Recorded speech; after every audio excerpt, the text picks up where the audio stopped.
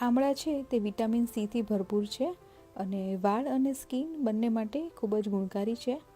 તો અત્યારે એકદમ સરસ માર્કેટમાં ફ્રેશ આમળા આવતા હોય છે, તો કોઈને કોઈ રીતે આમળા જરૂરથી ખાવા જોઈએ.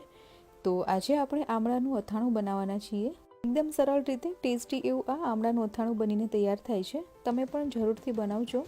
તો હું છું Nirali, welcome to my channel Nirali's food world. તો ચાલો રેસીપી જોઈ લઈએ.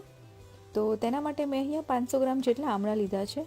બને તો આ રીતના જે મોટી સાઇઝના આમળા આવે છે તે લેવાના, જેથી તમે વ્યવસ્થિત રીતે તેના પીસ કરી શકો. હવે આમળાને આ રીતે જ્યાં નિશાન આવતા હોય છે ત્યાં કટ લગાવી લેવાના.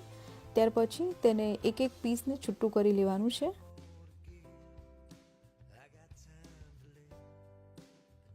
તો આ રીતે એક એક કરી અને બધા પીસ કાઢી લેવાના છે.